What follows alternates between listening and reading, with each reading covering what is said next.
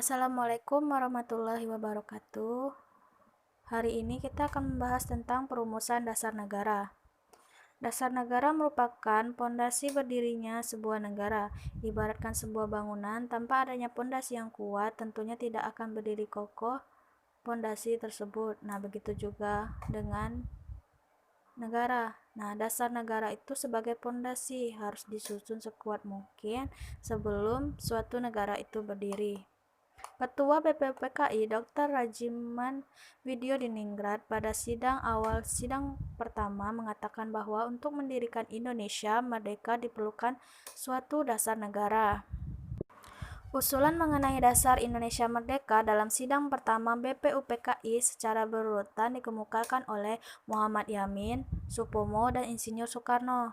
Nah, pada saat sidang BPUPKI tanggal 29 Mei 1945, Muhammad Yamin menyampaikan secara lisan ada 5 dasar bagi negara Indonesia merdeka, yaitu 1. Peri kebangsaan, 2. Peri kemanusiaan, 3. Peri ketuhanan, 4. Peri kerakyatan, dan 5. Kesejahteraan sosial. Selain itu, Muhammad Yamin juga menyampaikan secara tertulis. Yang pertama itu, ketuhanan yang Maha Esa, 2. Kebangsaan Persatuan Indonesia, 3. Kemanusiaan yang adil dan beradab, 4. Kerakyatan yang dipimpin oleh hikmah kebijaksanaan dalam permusyawaratan atau perwakilan, 5. Keadilan sosial bagi seluruh rakyat Indonesia. Lalu, pada tanggal 31 Mei 1945, Supomo menyampaikan pidato tentang dasar negara. Menurut Supomo, dasar negara Indonesia merdeka yaitu 1. Persatuan, 2. Kekeluargaan, 3. Keseimbangan lahir dan batin, 4. Musyawarah, 5. Keadilan rakyat. Supomo menekankan bahwa negara Indonesia merdeka bukanlah negara yang mempersatukan dirinya dengan golongan terbesar dalam masyarakat dan tidak mempersatukan dirinya dengan golongan yang paling kuat, tetapi mengatasi segala golongan dan segala paham orangan, mempersatukan diri dengan segala lapisan rakyat. Nah, pada tanggal 1 Juni 1945, Insinyur Soekarno menyampaikan pidatonya tentang dasar negara Indonesia merdeka, yaitu 1. Kebangsaan Indonesia, 2. Internasionalisme atau pri kemanusiaan, 3. Mufakat atau demokrasi, 4. Kesejahteraan sosial, 5. Ketuhanan yang berkebudayaan. Dalam sidang tersebut, Insinyur Soekarno menyampaikan bahwa kelima dasar negara tersebut bukan dinamakan Pancadharma, kan tetapi disebut dengan Pancasila, yang sila artinya asas atau dasar. Pada masa akhir persidangan pertama, Ketua BPUPKI membentuk panitia kecil yang bertugas untuk mengumpulkan usulan para anggota yang akan dibahas pada sidang berikutnya. Panitia kecil beranggota 8 orang di bawah pimpinan Insinyur Soekarno, dengan anggota terdiri dari Ki Bagus Hadikusumo, Kiai Haji Wahid Hasyim, Mr. Muhammad Yamin, Sutarjo Kartodikusumo, A.A. Maramis, Otto Iskandar Dinata, dan Dr. Muhammad Yamin dan Muhammad Hatta. Panitia kecil mengadakan pertemuan untuk mengumpulkan dan memeriksa usul-usul menyangkut beberapa masalah, yaitu Indonesia merdeka. Usul-usul yang telah dikumpulkan dimasukkan ke dalam beberapa golongan. Yang pertama, itu golongan usul yang minta Indonesia merdeka selepas-lepasnya. 2. Golongan usul yang mengenai dasar. Yang ketiga, golongan usul yang mengenai soal unifikasi dan federasi. 4. Golongan usul yang mengenai bentuk negara dan kepala negara. 5. Golongan usul yang mengenai warga negara. Yang keenam, golongan usul yang mengenai daerah. 7. Golongan usul yang mengenai soal agama dan negara. 8. Itu golongan usul yang mengenai pembelaan. Dan yang ke-9 itu golongan usul yang mengenai soal keuangan. Lalu setelah sidang,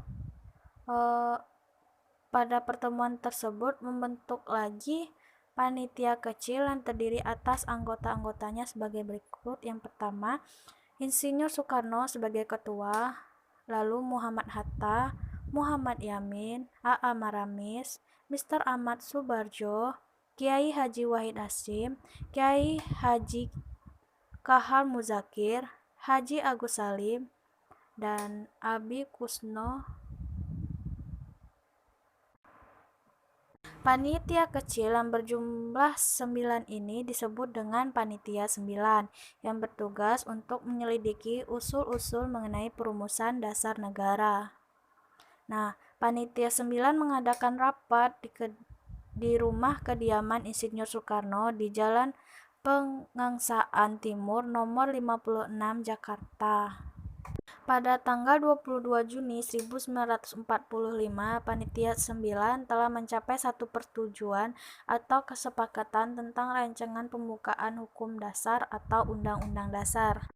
Naskah Mukadimah yang ditantangani oleh 9 orang anggota Panitia 9 disebut dengan Piagam Jakarta atau Jakarta Charter.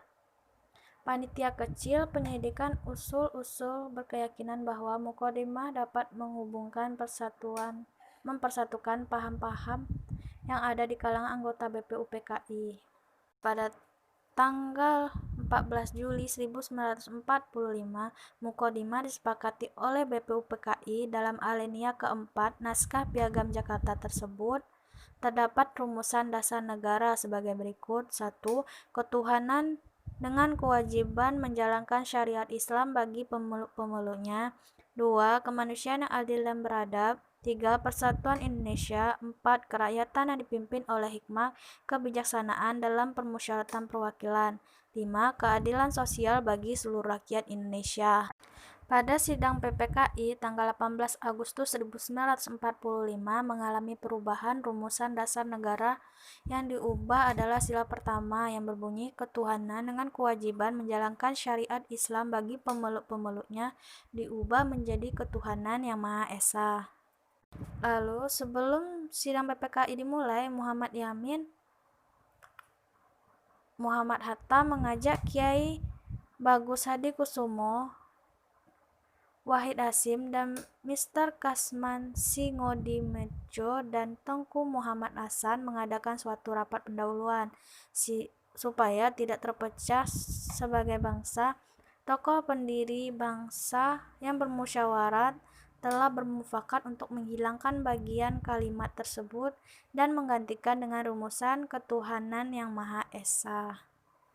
Dengan demikianlah rumusan dasar negara tercantum dalam pembukaan Undang-Undang 1945 ditetapkan oleh PPKI pada tanggal 18 Agustus 1945, yaitu 1. Ketuhanan yang Maha Esa. 2. Kemanusiaan yang adil dan beradab. 3. Persatuan Indonesia. 4. Kerakyatan yang dipimpin oleh hikmah kebijaksanaan dalam permusyawaratan perwakilan. 5. Keadilan sosial bagi seluruh rakyat Indonesia. Jadi itulah